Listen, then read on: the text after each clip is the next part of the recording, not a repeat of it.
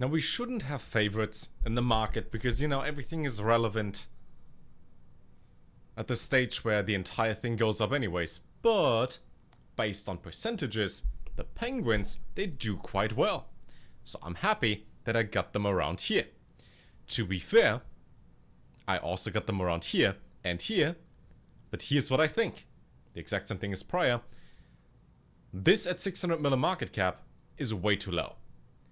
This at 6 billion in market cap is way too low. How is it that Dogecoin, which didn't really do much since yesterday, is down 60%, still up 30% in the past week? This peaked not too long ago at 82 billion. I don't think Dogecoin is worth 82 billion.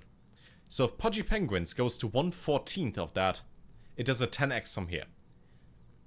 I'm pretty sure Pudgy is going to overtake Doge. That's like a personal bet that I have. It doesn't mean I won't sell on the way up. But the way it looks, it's promising. Because here's what I think. They're partnered with Visa. Number goes up. If you type in any sort of GIFs on Instagram, WhatsApp, any platform where you can send GIFs and stickers and all that shit to each other, this one is quite popular for people that have no idea what it is. Number goes up. A lot. That's hundreds of billions of dollars. The entire market is up. People want to buy it. They want to own their own share. This one is too much because people are retarded and they think I have to buy one of these. This one costs 1 cent. People think, well, if I put in $1, I have 100 of these. It's really easy to buy. I should get that. Number goes up. Complicated magic number. Penguin. Penguin goes up. I wonder what all the hype is about. Wait, crypto and hype? Hyperliquid. How do I buy things without centralized exchanges? I don't want to sign up to anything. I don't want to do KYC. Ooh. I could use my wallets and buy things. Number goes up. I think it was Face Banks who said that back in February, pretty much at this bottom right here-ish, he sold all his crypto, most of his NFTs, and then he just bought Hyperliquid, which, as it turns out, was a pretty good play, because number up. And if you spend like, let's say 10 million and you buy it at $30, and then you do a 3x on that, that's a bunch of money. Seems to be a good decision.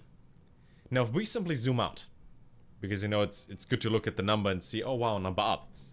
But the question is, what can we buy now or get into that goes up over the next couple days, weeks, months, year? What do you think is going to be around in a year from now? This one has value.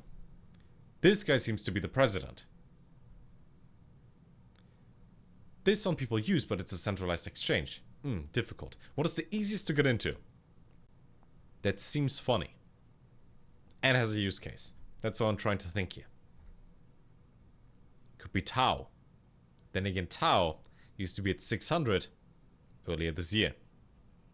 Right there. Well, 500, but you get the idea. Then it's down. Is it a bad product when it's down? No. So you can buy it again. Here are my thoughts on what to do. If this is the stage in the cycle in which we have this gap here, which is supposedly October 5th of this year, so we're about 6 weeks early, people simply front run this exact gap before it goes up. If Bitcoin went from 16k to 30, so there's a 2x, then we go back to like 120k-ish over the next year, give or take. Would be nice, because on an uptrend, people build. More things are happening. Which then also means you're not missing out on anything, but you can use your capital on the way up. That'll be good. Anything AI related, I think, is going to come back.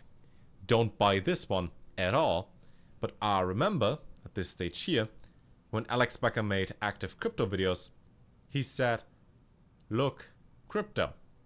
And it went up by a lot. 88 cents compared to 1 cent is quite a bit. I think the exact same things are going to happen again.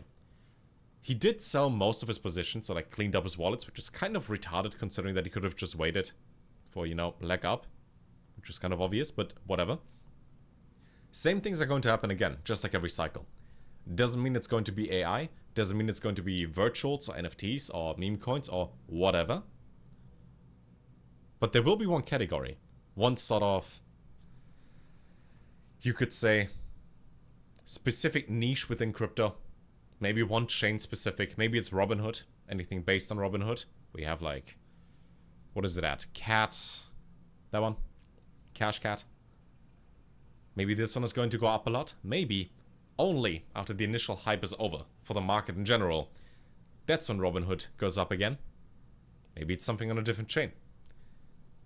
But there will be more opportunities. So if you didn't buy anything, or you didn't held any of the coins, and then you feel like, well, I could have had 20% more money. Yeah, you could have also been down 80%. It's all relative. And there will be more things happening soon. One of the main strategies that you can do in like traditional finance is you simply buy breakout points, because that means there is enough requests for the asset to keep on growing. You can also buy things that go down, but you never know when they stop going down, and they might never stop. So what we do is new all-time high in a certain time frame, buy it. New all-time high, buy it. On a long enough time frame, those assets tend to go up. Feels bad to buy it at $81 if you could have bought that at 11 just last year. But if you assume this is a good product now, it wouldn't make any logical sense to assume it would be worse moving forward. Right? If you use Amazon now, you would probably assume that you use it next year, that the product improves, the website goes better, supply chain is faster, therefore buy the stock. If you wouldn't want to buy it here, and you don't want to buy it now, then you never believed in it in the first place. But if you believed in it last year, then you should also believe in it now. This number feels emotional, but if we remove the emotional part, there should be no connection between number and quality of the product. Because you can listen to Taylor Swift. Doesn't mean you have good taste in music just because she has like 100 million streams on Spotify. In fact, you probably have shit taste in music if you ever listen to her songs. I don't know how this is correlated, but you get the idea. I hope. Anyways, hope you're feeling good. Market is up. Green is a good color. And this reaches extreme greed. As you've seen in this chart here, when the volume itself touches extreme greed for too long, that section up there, number down, number go down. We're approaching that. The only issue with that sort of statistic over here is you never know how long it has to be in the extreme greed zone before it goes down. Because it is so far guaranteed that it happens, but you might touch it and stay there for like 2 weeks, 3 weeks, a month, and then there's only a slight pullback, which can still mean, as we can see in the gray line here, number still goes up despite less greed. So I think this is about to happen, where we stay within the same zone between like 75 and 85k for the next month or two. But we will reach extreme greed and then slowly go down. Why? Human behavior. So what do all the words mean that I'm saying? Number up. If you have cash sidelined, ask yourself, which asset do you see in 1 year from now that is still going to be around? Maybe supply some of that. But then again, if you're completely sidelined, might want to get into something else. I personally just hold it. Because I think timing the market doesn't work. Time in the market does work. Number goes up historically speaking. Just wait. My personal approach to all of this is downgrade everything. Lower expenses so you can get more of that. And different asset classes. Then number goes up. And then you have more in the future. And when you have more in the future, then you have more. And isn't that the goal? I think it is. Those are my thoughts. See you in the next video. And until then, take care.